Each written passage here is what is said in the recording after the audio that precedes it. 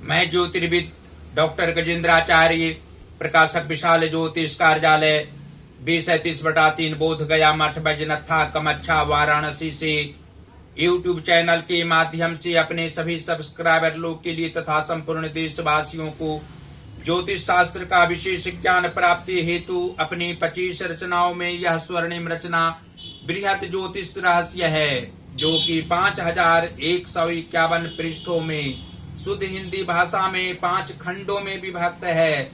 इस ज्योतिष महाग्रंथ बृहद ज्योतिष रहस्य को इतने कलम अर्थात 525 कलम से मेरे द्वारा रचना हुई है। आज आप लोगों को जन्म कुंडली के प्रथम भाव में एक साथ मंगल तथा शनि ग्रह को बैठने का फल स्पष्ट शब्दों में वर्णन करने जा रहा हूं।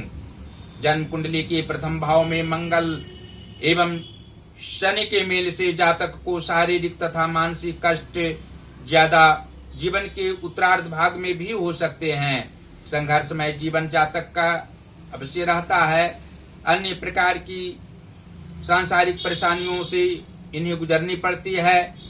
शरीर का कद तो बहुत अच्छा होता है, लेकिन शारीरिक कष्ट से ग्रसित रहने के कारण जीवन के मध्यावस्था से पूर्व कुछ समय तक तनावपूर्ण स्थिति में रहा करते हैं। किसी भी कार्य में चित्त ज्यादा नहीं लगता है। मंगल एवं शनि के मेल से जातक क्रोधी व तुनुक मिजाज प्रकृति के भी होते हैं।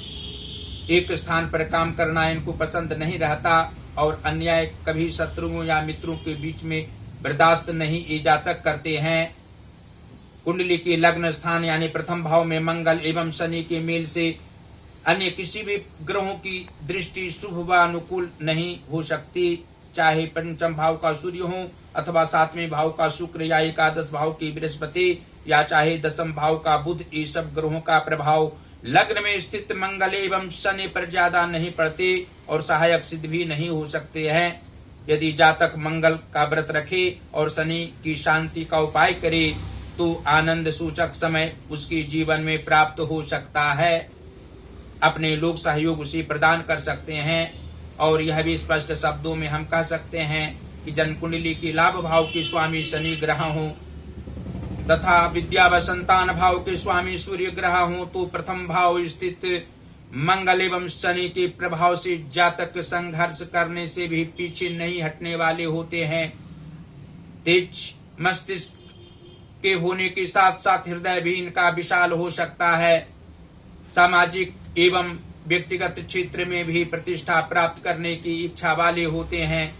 साधु संत के समाज में भी रहने की इच्छा इन्हें जीवन के उत्तरार्ध भाग में रहा करती है। पुत्र सुख इन्हें अवश्य होता है, लेकिन पुत्र को शारीरिक कष्ट की सामना उसे करनी पड़ती है। मानसिक तनाव उसके कारण इस जातक को जीवन के उत्तरार्ध भाग में अवश्य ही होता है।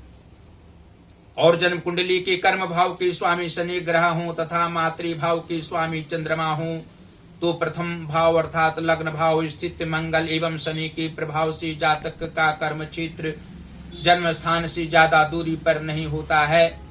पिता की भावनाओं को ये समझने वाले होते हैं।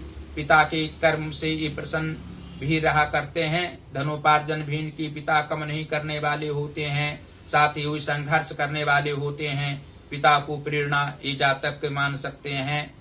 कर्म क्षेत्र में अपनी इनकी एक अलग विचारधारा होती है। उत्कृष्ट विचारधाराओं से युक्त रहने वाले होते हैं। एक भी रुपया इनके पास नहीं रहे तब भी प्रसन्न रह सकते हैं। प्रसन्नता ही इनकी मूल पूंजी होती है। मानसिक तनाव में भी प्रसन्न रहने वाले सभी स्थितियों में होते हैं। जीवन के पूर्वार्ध भाग एवं उत्तरार्ध भाग में भी संघर्ष करने से पीछे नहीं हटना इनका स्वाभाविक लक्षण होता है। और जन्म कुंडली के भाग्य भाव के स्वामी गुरु बृहस्पति हों तथा धन भाव के स्वामी शुक्र ग्रह हों तो प्रथम भाव स्थित अर्थात लग्न भाव स्थित मंगल एवं शनि के प्रभाव से जातक कर्मनिष्ठ व्यक्ति होते हैं। भाग्योदय इनको 26वें वर्ष में मुख्य रूप से होना और उसके आगे सुखमय जीवन सभी प्रकार से रहना, लेकिन कुछ समय तक संघर्ष भी इनको जीवन में करने पड़ते हैं। जीवन की आधी अवस्था तक तो संघर्ष करना और जीवन के उत्तरार्ध भाग में अकस्मात सुख प्राप्त होना भी स्वाभाविक लक्षण होता है। वृद्धावस्था में भी जातक अपने विचारों पर चलने वाले और धनोपार्जन अपनी इच्छा के अनुसार करने वाले होते हैं। इनके परिवार भी इनकी भावनाओं के अनुसार इनको अपनी प्रेरणा मानने वाले होते हैं। क्रोध इस जातक में ज्यादा नहीं आ सकता है। जब क्रोध आता है तो कुछ क्षण के लिए क्रोध आना, ज्यादा समय तक क्रोध नहीं रहना भी स्वाभाविक बात होती है।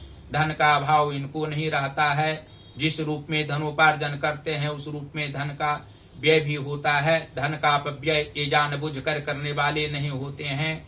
परिवारजनों के लिए मर मिटने की क्षमता इनमें होती है। उत्कृष्ट विचारधारा भी इनकी अंदर में रहती है। और पाप ग्रहों की दशाओं में जातक कुछ परेशान अवश्य रहते हैं। धन संपदाओं का अभाव होने पर भी प्रसन्न रहने वाले होते हैं। ज्यादा समय तक धन की परेशानी इनको नहीं हुआ करती है। और अंत में यह आप लोग स्पष्ट रूप से जान सकते हैं कि जन्म कुंडली के पराक्रम भाव के स्वामी बुध ग्रह हों तथा आयु व मृत्यु भाव के स्वामी मंगल ग्रह हों तो लग्न भाव स्थित मंगल एवं शनि के प्रभाव से जातक सामाजिक सेवा करने वाले होते हैं। अपने स्वजनों के समान सामाजिक क्षेत्र में हर व्यक्ति की भावनाओं को समझने वाले और मैत्री भाव पूर्वक रहने वाले होते हैं। जातक के 45वें वर्ष के उपरांत ज्यादा धनोपार्जन करने वाले होते हैं। इनकी आयु 88 वर्ष से कम नहीं होती है और जीवन के अंतिम क्षण तक भी धनोपार्जन करते हुए यश प्रतिष्ठा प्राप्त करने की इच्छा इनमें रहा करती है और इनकी इच्छाएं भी अवश्य ही पूर्ण होती है। इनके आराध्य देव महादेव भगवान शिव होते हैं और माता भगवती की कृपा अनुकंपा हमेशा इन पर बनी हुई रहती है। मेष लग्न स्थित मंगल एवं शनि लग्न में बैठे हों तो जातक को अवश्य ही मंगलवारी व्रत के साथ साथ शनिवार को हनुमान जी की आराधना करनी चाहिए। हनुमान चालीसा के साथ साथ बजरंग बाण और हनुमान अष्टक का पाठ प्रत्येक शनिवार और मंगलवार को करने चाहिए। इससे किसी भी प्रकार के सांसारिक सुख प्राप्त होंगे और शारीरिक कष्ट नहीं होगा। मानसिक तंगी और आर्थिक तंगी नहीं रह सकती। मानसिक तनाव होने पर भी प्रसन्नता कुछ क्षण के उपरांत अवश्य ही प्राप्त होगी।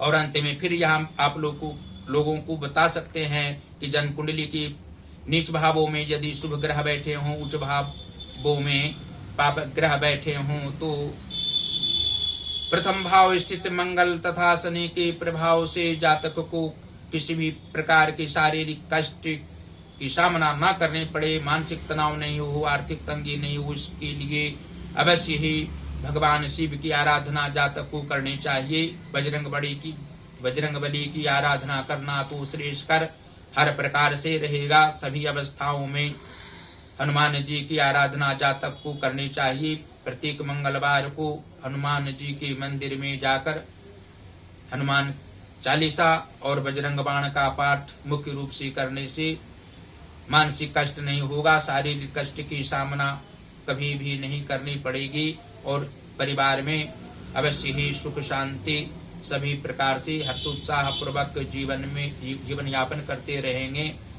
और अंत में फिर इस ज्योतिष महाग्रंथ बृहद ज्योतिष रहस्य को अवश्य ही आप लोगों को अपने अपने घरों में मंगवाने के लिए हम कहेंगे और इसको मंगवाने से आप लोग अवश्य ही ज्योतिष शास्त्र का बृहद रूप से ज्ञान प्राप्त करेंगे। आप लोग इसके माध्यम से बृहद जन्म कुंडली बना सकते हैं, अनेकों जन की जन्म कुंडलियां देख सकते हैं, फलादेश कर सकते हैं, सही दिशा प्रदान कर सकते हैं, मानसिक तनाव को दूर कर सकते हैं और सभी प्रकार के सांसारिक सुख प्राप्त करने में सहायक सबका हो सकते हैं। यहाँ हम प्रकाशकीय कार्य भी करते हैं, प्रकाशकीय कार्य ही करते हैं।